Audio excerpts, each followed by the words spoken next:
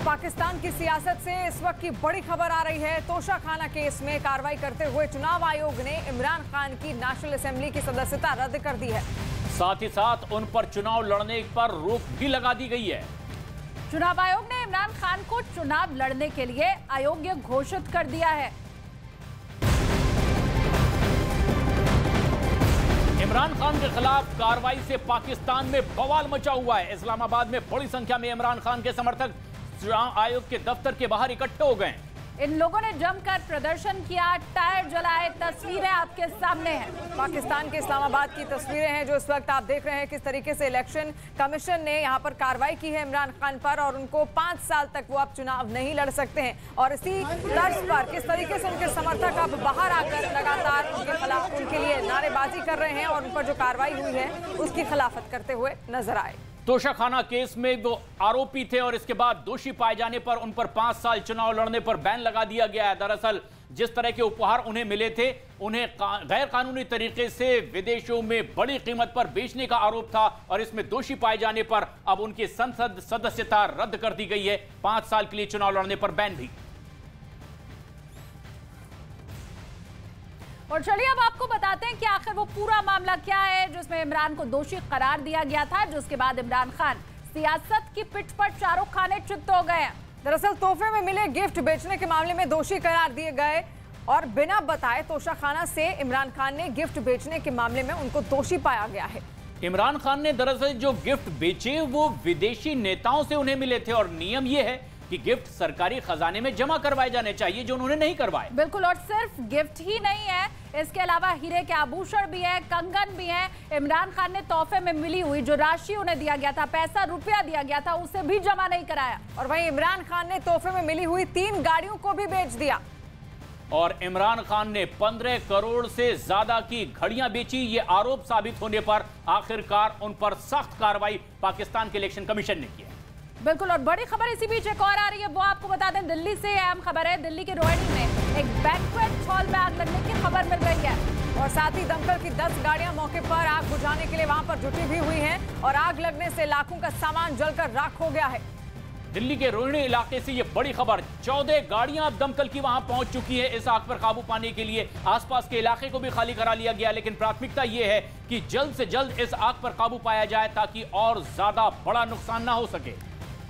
आग की ऊंची उठती हुई लपटें इस वक्त आपको दिखाई दे रही होंगी। चारों ओर सिर्फ धुएं का गुब्बार है। किस वजह से ये आग लगी वो तो अब तक स्पष्ट नहीं हो पाया है, लेकिन प्राथमिकता अभी फिलहाल ये है कि जल्द से जल्द इस आग के ऊपर काबू पाया जा सके। कितनी भयावह ये आग है आप ऐसे समझ सकते हैं कि 14 दमकल गाड़ियां इस वक्त मौके पर मौजूद है। दरअसल दिल्ली के रोहिणी का ये इलाका है जहां पर ये भीषण आग लगी है और जिस बैंक्वेट हॉल में ये आग लगी है उसकी तस्वीरें हम आपको दिखा रहे हैं। दमकल की 14 गाड़ियां इस वक्त मौके पर पहुंची हुई हैं और कड़ी मशक्कत की जा रही है कि किसी भी तरीके से आग को बुझाया जा सके ताकि आसपास का जो क्षेत्र है उसको कोई नुकसान ना पहुंचे। ऐसे में किस तरीके से धुआं वहां पर लगातार उठ रहा है क्योंकि आग और ज्यादा विकराल रूप धारण करती जा रही है और यही वजह है कि वहां पर 14 दमकल कर्मियों की टीम वहां पर मौजूद है, 14 गाड़ियां वहां पर मौजूद है और ये भीषण आग किस तरीके से इन 2 तस्वीरों के जरिए कैद हुई है आप देखिए।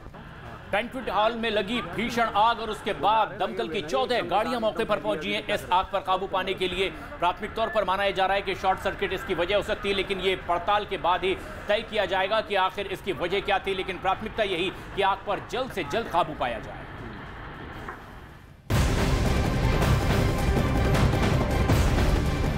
और अब खबर कोलकाता से सामने आ रही है। कोलकाता में जबरदस्त हंगामा हो रहा है।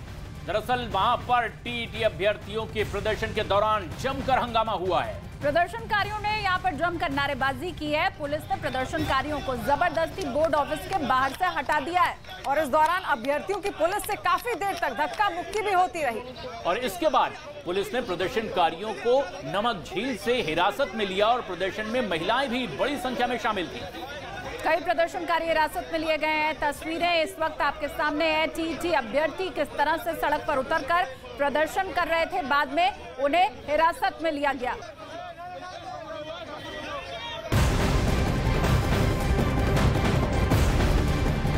और एक बेहद अहम और बड़ी खबर, उत्तर प्रदेश के जौनपुर से हैरान करने वाली कुछ तस्वीरें सामने आई है। वहां पर आपसी विवाद को लेकर के बवाल मच गया और उसके बाद दोनों ही गुटों में जमकर मारपीट हो गई। और आपको बता दें कि इस दौरान कई लोग घायल भी हो गए हैं। तस्वीरों में भी आप देख सकते हैं किस तरीके से पूरा वाकया सीसीटीवी में रिकॉर्ड हो गया। और दोनों पक्षों के लोगों ने एक दूसरे पर ताबड़तोड़ लात घूंसों से हमला कर दिया। देखते ही देखते दोनों पक्ष के कुछ और लोग भी वहां पहुंच गए। फिर क्या था, जिसके हाथ में जो आया वो उसी से दूसरे पक्ष के लोगों को पीटने लगा। दरअसल दोनों पक्षों में घर के बंटवारे के मुद्दे पर विवाद हो गया था, जिसके बाद ये मारपीट शुरू हुई। ये पूरी वारदात वहां लगे सीसीटीवी कैमरे में रिकॉर्ड हो गई। इस मारपीट में कई लोगों को चोटें भी आईं, जिनमें कुछ की हालत गंभीर बताई गई।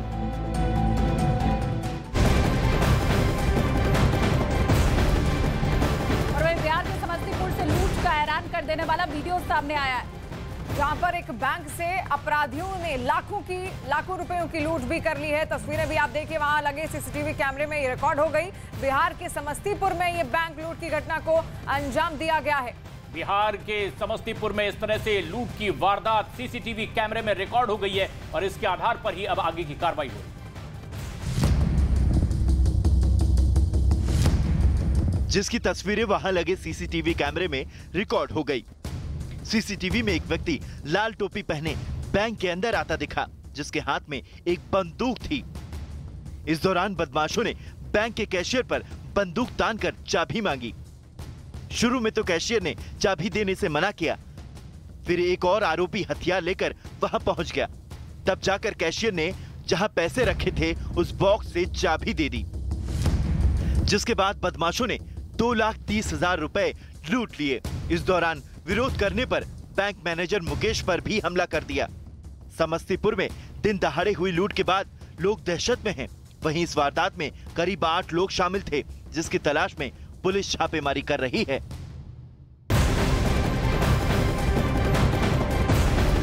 अगली खबर छत्तीसगढ़ के दुर्ग से, जहां से हैरान कर देने वाला एक मामला सामने आया है। आपको बता दें, जहां पर एक सराफा दुकान में दिन दहाड़े बदमाशों ने दुकान मालिक को गोली मारकर उसकी हत्या कर दी। और ये पूरी वारदात वहीं नजदीक लगे सीसीटीवी कैमरे में रिकॉर्ड भी हो गई है और इसी के आधार पर अब आगे की कार्रवाई की जा रही है। लेकिन दिल दहला देने वाला मामला छत्तीसगढ़ के दुर्ग से सामने आया है। हत्या करने के बाद बदमाश लाखों रुपए के जेवर भी लूट कर ले गए। दोनों बदमाशों ने एकदम करीब से कई गोलियां कारोबारी को मारी। इसके बाद इत्मीनान से जेवर समेटे और दुकान से निकल गए। इन दोनों हत्यारों में एक युवक का सीधा हाथ कोहनी के नीचे कटा हुआ था। इस पूरी घटना का वीडियो भी सामने आया है। जब ये वारदात हुई तब दुकान में दोनों आरोपी और दुकान के मालिक ही थे, जिसके बाद आरोपियों ने उनसे कुछ गहने दिखाने को कहा और ज्वेलरी शॉप के मालिक गहना दिखाने लगे। फिर दोनों आरोपियों ने पिस्तौल निकाल ली और गोली मारकर दुकान के मालिक की हत्या कर दी। पुलिस ने आरोपियों को पकड़ने के लिए रायपुर और दुर्ग की सीमाओं में नाकेबंदी करने के निर्देश दिए हैं। इसके साथ ही पुलिस सीसीटीवी फुटेज के आधार पर आरोपियों की तलाश कर रही है। खबर आ रही है आंध्र प्रदेश से। आंध्र प्रदेश में कस्टम विभाग को बड़ी कामयाबी हासिल हुई है। विजयवाड़ा कस्टम विभाग के 100 अधिकारियों की 20 टीमों ने अलग अलग जगहों पर लगातार छापेमारी की और सोने की तस्करी का भंडाफोड़ किया है। और वहां से सोने के साथ नोटों का जखीरा भी बरामद हुआ है। इससे जुड़ी हुई जो तस्वीर है वो भी आपके सामने। नोट के इस जखीरे को देखकर कस्टम की टीम भी हैरान हो गई। नतीजा, इन्हें गिनने के लिए मशीन मंगाई गई, वो भी एक या दो नहीं, कई मशीनें। तब जाकर नोटों की गिनती का काम पूरा हो पाया। वहां से करीब 4 करोड़ 24 लाख रुपए कैश बरामद हुए। पूरे ऑपरेशन में कस्टम अधिकारियों ने 13 किलो से ज्यादा सोना भी बरामद किया है, जिसकी बाजार में कीमत 6 करोड़ 70 लाख रुपए के करीब है। जब्त किया गया सोना विदेशी मार्का है। कुछ गोल्ड बार में विदेशी निशान जानबूझकर मिटाए गए थे ताकि सोने की तस्करी के तरीके को छिपाया जा सके। इस ऑपरेशन में पुलिस ने 4 आरोपियों को गिरफ्तार किया है। सोने की तस्करी में कई और शहरों के लोग शामिल थे, जिसके बाद इस अवैध नेटवर्क में शामिल लोगों की पहचान के लिए तलाशी अभियान चलाया गया।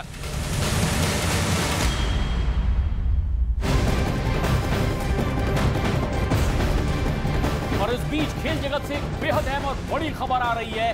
2 बार की चैंपियन वेस्ट इंडीज T20 विश्व कप से बाहर हो गई है।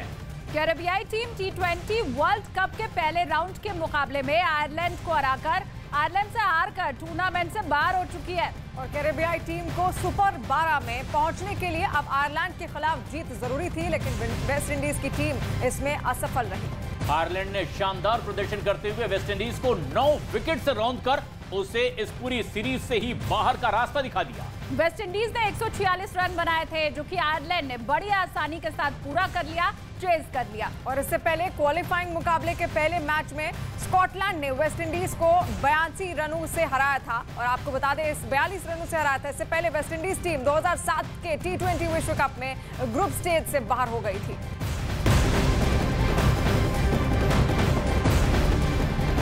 और वहीं उत्तर प्रदेश के संभल से भी पुलिस वालों की मदद की अनदेखी की एक अनोखी तस्वीर सामने आ रही है। 2 ट्रकों की टक्कर के बाद पुलिस वालों ने घायलों को गोद में लेकर के अस्पताल तक पहुंचाया, जिसके बाद पुलिस का मानवीय चेहरा दिखा। पुलिस वाले घायलों को गोद में उठाकर भागते दिखे। अगर पुलिस वालों ने तेजी नहीं दिखाई होती तो इस हादसे में कुछ और लोगों की भी मौत हो सकती थी। संभल में तेज रफ्तार 2 ट्रकों की आमने सामने की भिड़ंत हो गई, जिसमें एक ट्रक ड्राइवर की दर्दनाक मौत हो गई। हादसे में कंडक्टर और दूसरे वाहन का चालक गंभीर रूप से घायल हो गए। हादसे की सूचना जैसे ही मिली, पुलिस मौके पर पहुंची और घायलों को कड़ी मशक्कत के बाद ट्रक से निकाला, जिसके बाद उन्हें अस्पताल पहुंचाया गया। सड़क हादसा इतना भयानक था कि दोनों ट्रक चकनाचूर हो गए। ट्रकों को हटाने के लिए क्रेन और जमीन खोदने की मशीन को मंगाना पड़ा। और अब खबर बिहार के पूर्णिया से, जहां पर काले कुबेर का पर्दाफाश हुआ है। और ऐसे में यहां पर जूनियर इंजीनियर के ठिकानों पर छापेमारी की गई है और बड़ी कार्रवाई की गई है। करोड़ों की संपत्ति की जानकारी मिली थी, जिसके बाद छापा मारा गया और करोड़ों की संपत्ति का पर्दाफाश हुआ। और जूनियर इंजीनियर के ठिकानों से लाखों रुपए बरामद किए गए। आय से अधिक संपत्ति के आरोप में निगरानी पर विभाग के जूनियर इंजीनियर शिवशंकर सिंह के ठिकानों पर छापा मारा, तो वहां मिली संपत्ति की जानकारी से सभी हैरान हो गए। महज कुछ हजार रुपए वेतन पाने वाले जूनियर इंजीनियर के पास से लाखों रुपए नकद के साथ करोड़ों की संपत्ति मिली। छापेमारी के दौरान कई और संपत्तियों की भी जानकारी मिली। इसके साथ ही उनके कई ठिकानों का भी पता चला। पटना से आई निगरानी की टीम ने जिस मकान में छापा मारा, वो मकान काफी आलीशान बना हुआ था। वहीं निगरानी टीम जूनियर इंजीनियर के बैंक अकाउंट की भी जांच कर रही है।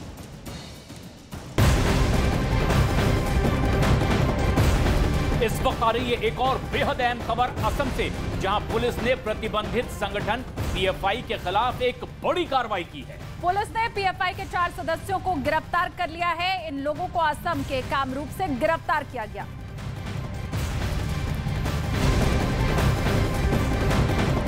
और वहीं दिल्ली में आयोजित इंटरपोल की 90वीं वार्षिक सभा का आयोजन किया गया। और इस आम सभा, इस कार्यक्रम में गृह मंत्री अमित शाह ने शिरकत भी की। उन्होंने कार्यक्रम को संबोधित करते हुए कहा कि भारत हमेशा ही दुनिया भर में आतंकवाद के खिलाफ गतिविधियों के साथ है।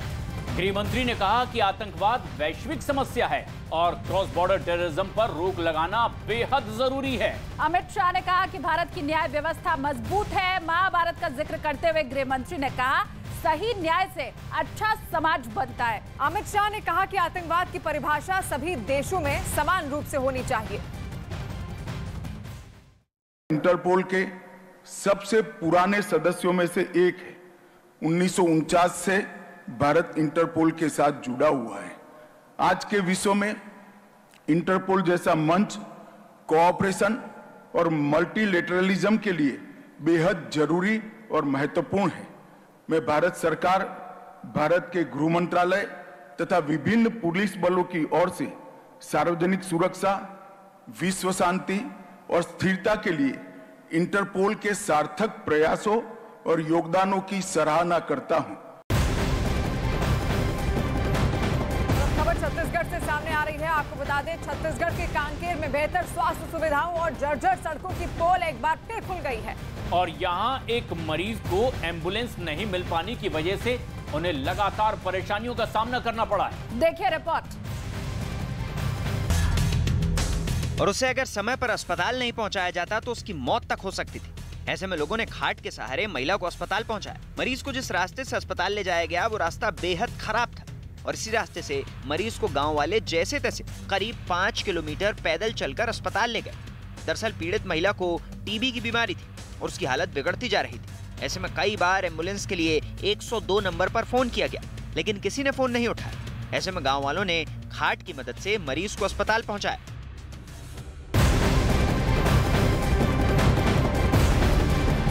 उत्तर प्रदेश के नोएडा से एक हाउसिंग सोसाइटी से हैरान कर देने वाली तस्वीरें सामने आई है। यहाँ पर रहने वाले कुछ लोगों और गार्ड्स के बीच में मारपीट हो गई और इस दौरान कुछ लोगों को चोटें भी आई हैं। तस्वीरें भी रिकॉर्ड हो गई हैं और तस्वीरें आप देखिए किस तरीके से मारपीट की ये तस्वीरें वहां से सामने आई है। नोएडा में एक हाउसिंग सोसाइटी से हैरान करने वाला पूरा मामला सामने आया। नोएडा के सेक्टर 78 की एक हाउसिंग सोसाइटी में एक मीटिंग चल रही थी। सब कुछ सामान्य था, कुछ लोगों का स्वागत भी किया जा रहा था। अचानक खुशी और उत्साह की इस आवाज की जगह चीखें और मारपीट की आवाजें सुनाई देने लगी और सामान्य सी बैठक का कार्यक्रम जंग में बदल गया। हाउसिंग सोसाइटी में रहने वाले लोगों और सिक्योरिटी गार्ड के बीच मारपीट हो गई। हाथों में डंडे लिए गार्ड और लोगों के बीच हाथापाई और धक्का मुक्की हुई। इस मारपीट में महिलाएं भी पीछे नहीं रहीं। हालांकि कुछ समय बाद ही गार्ड्स को पीछे हटना पड़ा। बताया गया कि हाउसिंग सोसाइटी में दो गुटों के बीच विवाद चल रहा था। आरोप है कि इनमें से एक गुट ने गार्डों के साथ मिलकर दूसरे गुट पर हमला बोल दिया। इस मारपीट में दो महिलाएं घायल हो गयी। पीड़ित पक्ष की शिकायत पर पुलिस ने मामला दर्ज कर लिया है। साथ ही दो गार्डों को हिरासत में ले लिया गया है।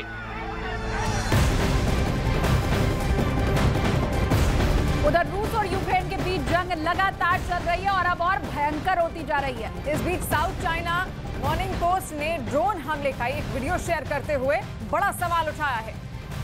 साउथ चाइना मॉर्निंग पोस्ट में कहा गया है कि यूक्रेन में मौत बरसाने वाले ड्रोन के पीछे आखिर कौन है।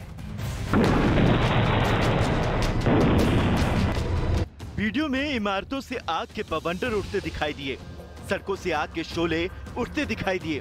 यूक्रेन पर लगातार हो रहे ड्रोन अटैक में कई लोग मारे जा चुके हैं, बल्कि यूक्रेन के कई सैन्य ठिकानों को भी इस ड्रोन के जरिए निशाना बनाया जा चुका है।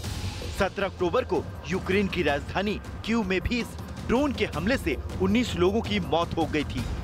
रूस पर आरोप लग रहे हैं कि उसने ईरान से मिलने वाले कामिकाज़े ड्रोन के बदौलत ये हमले करा रहा है, जिससे यूक्रेन में आम लोगों की मौत हो रही है।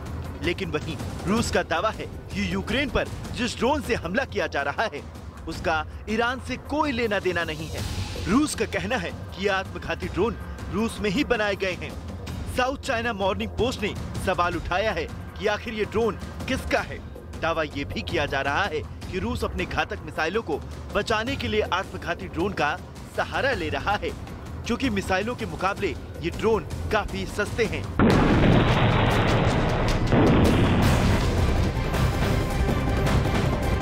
और इस बीच एक और बड़ी खबर सामने आ रही है। रूस ने यूक्रेन पर हमले और तेज करने का प्लान बनाया है। और ऐसे में रूस के रक्षा मंत्रालय की तरफ से एक वीडियो भी जारी किया गया है जिसमें इस्कंदर M बैलिस्टिक मिसाइल की तैनाती भी दिखाई गई है।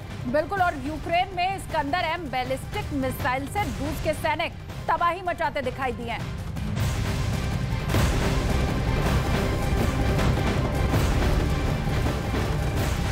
और ये सबसे अहम बात कि अब किस तरह से एक के बाद एक आरोप प्रत्यारोप भी हो रहे हैं। अमेरिका की तरफ से रूस और ईरान पर बहुत बड़ा आरोप लगाया गया है। अमेरिका के रक्षा विभाग की तरफ से यह साफ कहा गया है कि ईरान से मिले ड्रोन की बदौलत रूस यूक्रेन में दहशत फैलाना चाहता है।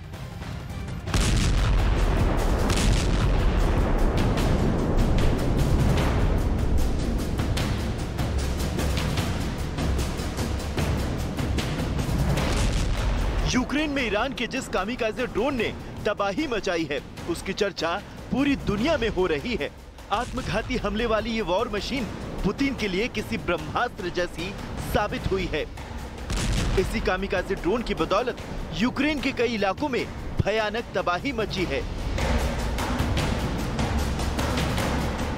यही वजह है कि ईरान पर न सिर्फ रूस की मदद करने का आरोप लगा है, बल्कि अब अमेरिका सीधे सीधे ये आरोप लगा रहा है कि ईरान से मिले ड्रोन की बदौलत रूस यूक्रेन में दहशत फैलाना चाहता है। The Secretary has spoken recently to the Ukrainian Minister of Defense.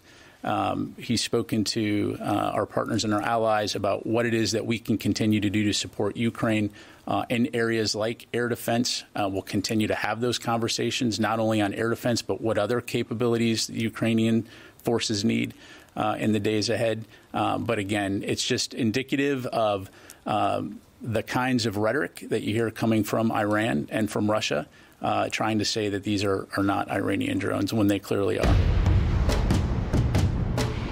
Pentagon के प्रवक्ता का आरोप है कि ईरान अपने ड्रोन की बदौलत न सिर्फ मिडिल ईस्ट में दहशत का प्रसार कर रहा है, बल्कि अब यूक्रेन में भी उसके ड्रोन खौफ की वजह बन रहे हैं। What that means, obviously, again, we continue to see Iran be complicit in terms of exporting terror, not only in the Middle East region, but now also to Ukraine.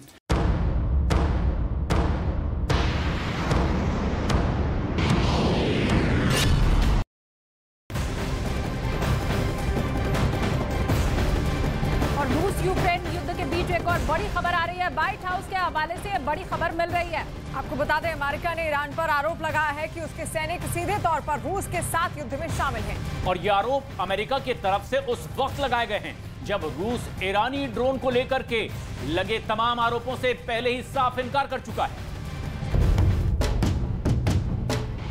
America का यह भी आरोप है कि रूस ईरान के इन घातक drone का इस्तेमाल किसी साइकोलॉजिकल वेपन की तरह कर रहा है। In terms of the impact that the drones are having, I think you may have heard me previously say that in many ways these drones are used to as psychological weapons, used to create fear. But from an operational, from a strategic standpoint, it still doesn't change the fact that Russian forces on the ground continue to lose territory or at best hold ground.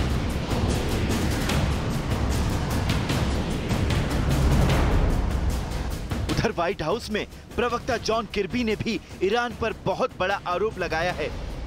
Iran की सेना Crimea समर्थित drone हमलों में सीधे तौर पर Ukraine युद्ध में शामिल है।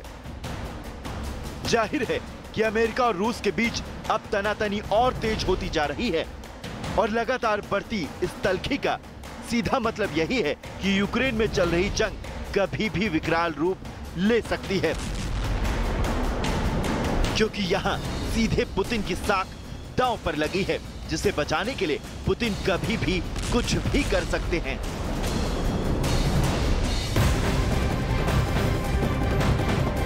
और रूस यूक्रेन के बीच चल रही जंग के बीच एक ऐसा वीडियो अब सामने आया है जिससे रूस के सैनिकों के हौसले बुलंद हो जाएंगे। रूस के राष्ट्रपति पुतिन अचानक ही सैनिकों के बीच उनकी ट्रेनिंग कैंप में पहुंच गए थे और इसी दौरान उन्होंने बंदूक से गोली भी चलाई, सैनिकों के साजो सामान का निरीक्षण भी किया। और आपको बता दें, पुतिन जहां पर ये निरीक्षण कर रहे थे वो जगह युद्ध से 800 किलोमीटर दूर थी।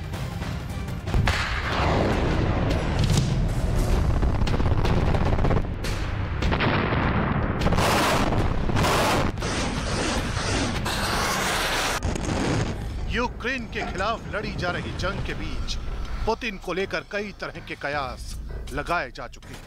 कई देश कह चुके हैं यूक्रेन के खिलाफ लड़ते लड़ते पुतिन का आत्मविश्वास डगमगा चुका है। कई देश कह चुके हैं कि पुतिन अब ढल चुके हैं। कई लोग उनके हाव भाव को देखकर ये भी कह चुके हैं कि पुतिन बीमार है और अब कभी भी रूस की सत्ता बदल सकती है। लेकिन जो लोग ये कयास लगा रहे थे उनके लिए पुतिन की ये नई तस्वीर सोचने वाली है, क्योंकि पुतिन बेहद फिट दिखाई दे रहे हैं। वो किसी चुस्त सैनिक की तरह स्नाइपर राइफल से फायरिंग कर रहे हैं। वो ठीक वैसे ही मोर्चा संभाले दिखाई दे रहे हैं जैसे जंग के मैदान में कोई सैनिक मोर्चा संभालता है। पुतिन अपने इस नए अवतार में न तो बीमार दिख रहे हैं और न ही उनके चेहरे पर किसी तरह का कोई खौफ दिखाई दे रहा है। रज़ाइन इलाके के सैन्य शिविर में पहुंचे पुतिन न सिर्फ अपने सैनिकों का हौसला बढ़ाते दिखाई दे रहे हैं, बल्कि अपनी रिजर्व फोर्स की ताकत को भी परख रहे हैं। और पुतिन के इस वीडियो के सामने आने के बाद ज़ेलेंस्की, बाइडेन समेत तमाम पश्चिमी देशों के नेताओं की टेंशन और बढ़ा चुके हैं।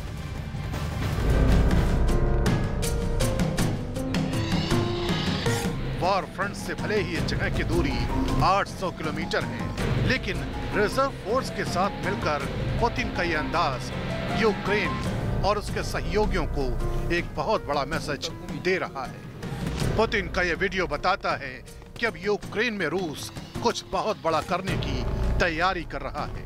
पुतिन का ये वीडियो बताता है कि नेटो देशों को अब रूस से और खबरदार हो जाना चाहिए। पुतिन का ये वीडियो बताता है कि यूक्रेन में पुतिन अब और आगे बढ़ने वाले हैं। पुतिन का ये वीडियो बताता है कि उनके ऊपर किसी भी देश की किसी भी धमकी का कोई असर नहीं होगा। पुतिन का ये वीडियो बताता है कि दुनिया चाहे इधर से उधर हो जाए, यूक्रेन में उनका मकसद नहीं बदलने वाला। रूस के रक्षा मंत्री और रिजर्व फोर्स के साथ पुतिन का ये वीडियो इस वक्त उन तमाम देशों के लिए चिंता का सबब है जो यूक्रेन में चल रही जंग को किसी न किसी तरह थमते हुए देखना चाहते हैं। लेकिन जिस तरह से पुतिन अब एक्शन मोड में दिखाई दे रहे हैं, वो अपने आप में साबित करता है कि यूक्रेन में कभी भी कोई अनहोनी घटना अपने अंजाम तक पहुंच सकती है। वैसे भी क्राइमिया ब्रिज पर हुए हमले के बाद से पुतिन का पारा हाई है।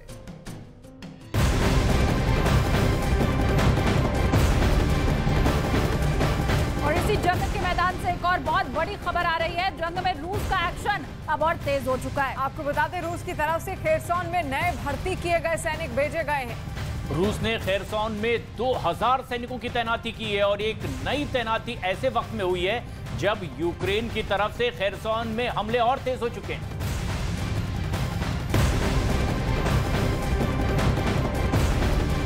रूसी मीडिया ने बड़ा दावा किया है कि ज़ेलेंस्की खुद यूक्रेन में परमाणु धमाका करवा सकते हैं और ऐसे में वो अपने ही एक शहर को परमाणु बम से निशाना बना सकते हैं। और इसके लिए उन्होंने निकोलेव शहर को चुना है। रूसी मीडिया ने दावा किया है कि यूक्रेन के राष्ट्रपति ज़ेलेंस्की ने निकोलेव में कई परमाणु बम भी रखे हैं।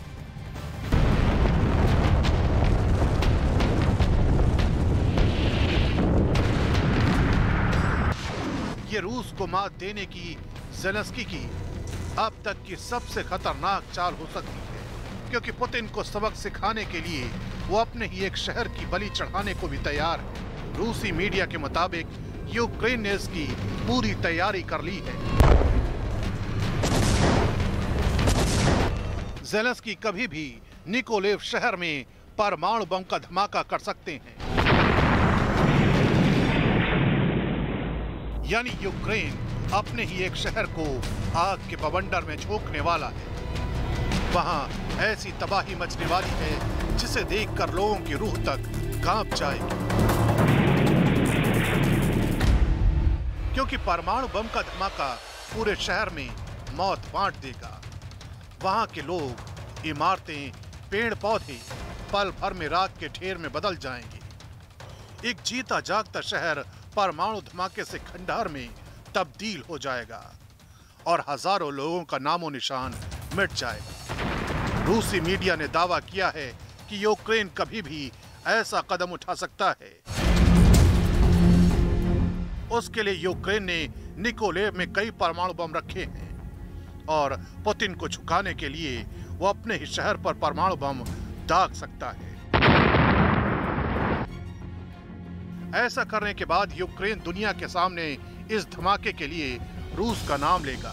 रूसी मीडिया के मुताबिक वो ये दिखाने की कोशिश करेगा कि जंग नहीं जीत पाने की बौखलाहट में पुतिन ने यूक्रेन में परमाणु बम दाग दिया और उसके एक शहर को मुर्दों के शहर में बदल दिया। दावे के मुताबिक यूक्रेन की बात पर दुनिया आसानी से भरोसा भी कर लेगी। ऐसा इसलिए क्योंकि पुतिन एक बार नहीं बल्कि दर्जनों बार यूक्रेन को परमाणु बम के हमले से दहलाने की धमकी दे चुके हैं।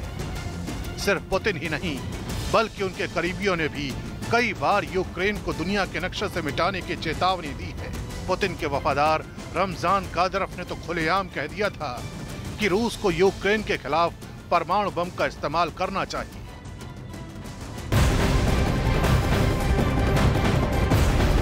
और इस वक्त आ रही है एक और बेहद अहम और बड़ी खबर पंजाब से, जहां अमृतसर से 3 लोगों की गिरफ्तारी हुई है। और इनके पास से भारी तादाद में हथियार भी बरामद हुए हैं। यह हथियार पाकिस्तान से ड्रोन के जरिए भेजे गए थे। इसके साथ ही पर्दाफाश हुआ है कि इनके निशाने पर आरएसएस के नेता थे। साथ ही पंजाब और देश के कई हिस्सों में बड़ी घटना को अंजाम देना था।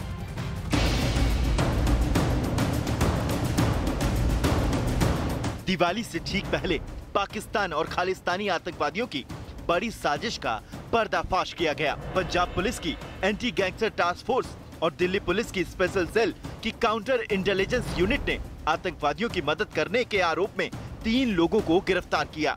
पुलिस ने आतिश कुमार, अवनीश कुमार और बलराज को पंजाब के अमृतसर से गिरफ्तार किया। ये तीनों ही आतंकी रिंदा, लांडा और सतनाम के साथी बताए जा रहे हैं। इनके पास से आधुनिक हथियार बरामद किए गए हैं। AK-47 और हथियारों का जखीरा मिला।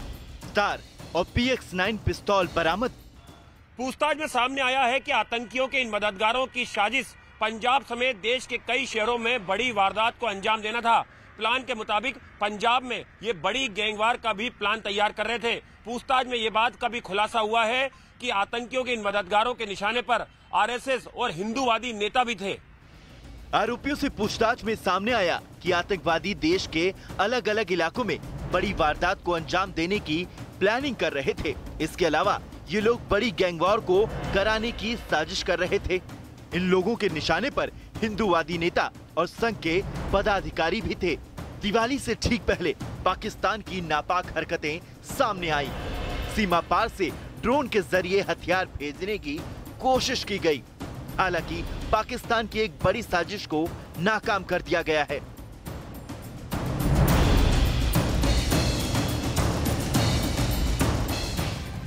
तो आतंकियों के 3 मददगारों की गिरफ्तारी तो हो गई है, लेकिन चलिए अब आपको बताते हैं कि आखिर प्लान इनका क्या था। पंजाब और दिल्ली पुलिस ने पंजाब के अमृतसर से आतंकवादियों के 3 मददगार गिरफ्तार किए हैं।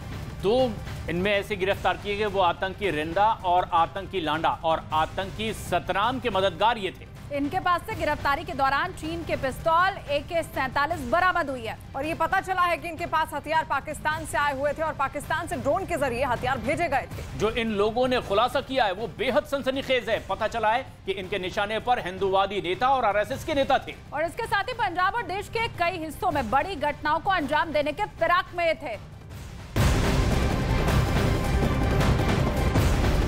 और खबर ब्रिटेन से। ब्रिटेन की PM लिज ट्रस ने अपने पद से इस्तीफा दे दिया है और उन्हें कुर्सी संभालने के महज 44 दिन के अंदर ही अपना पद छोड़ दिया है। लिज ट्रस ने पद छोड़ते वक्त जो भाषण दिया उसमें भी युद्ध का जिक्र किया। लिज ट्रस के इस्तीफे के साथ ही भारतीय मूल के ऋषि सुनक ब्रिटिश PM पद की रेस में सबसे आगे हो गए। ब्रिटेन की PM लिज ट्रस ने अपने पद से इस्तीफा दे दिया। टैक्स में कटौती के वादे के साथ सत्ता में आई लिज ट्रस पर यह वादा भारी पड़ गया। रूस और यूक्रेन युद्ध की वजह से ब्रिटेन में आर्थिक अनिश्चितता पैदा हो गई। अपने इस्तीफे के वक्त लिज ट्रस ने भाषण में भी पुतिन का नाम लिया। I came into office at a time of great economic and international instability. Families and businesses were worried about how to pay their bills. Putin's illegal war in Ukraine threatens the security of our whole continent. And our country has been held back for too long by low economic growth. देश में आर्थिक अनिश्चितता के बीच उनकी cabinet के सहयोगियों ने ही उनका विरोध किया। बताया जा रहा है कि लिज ट्रस ने टैक्स में कटौती का फैसला लिया था, लेकिन उनके वित्त मंत्री जेरेमी हंट ने फैसले को पलट दिया, जिसके बाद लिज ट्रस की लीडरशिप पर सवाल खड़े हो गए और आखिरकार उन्हें अपने पद से इस्तीफा देना पड़ा। उनके इस्तीफे के बाद सवाल ये उठ रहे हैं कि क्या भारतीय मूल के ऋषि सुनक नए प्रधानमंत्री बन सकते हैं। रूस और यूक्रेन युद्ध का असर यूरोप समेत पूरी दुनिया पर पड़ रहा है। लिज ट्रस ने भी टैक्स में कटौती का वादा किया था, लेकिन देश में आर्थिक अनिश्चितता का माहौल बना, जिसकी वजह से लिज ट्रस ने इस्तीफा दे दिया। क्या क्रिकेट वर्ल्ड के सबसे बड़े एक्सपर्ट्स 150 करोड़ लोगों की तरह कह रहे हैं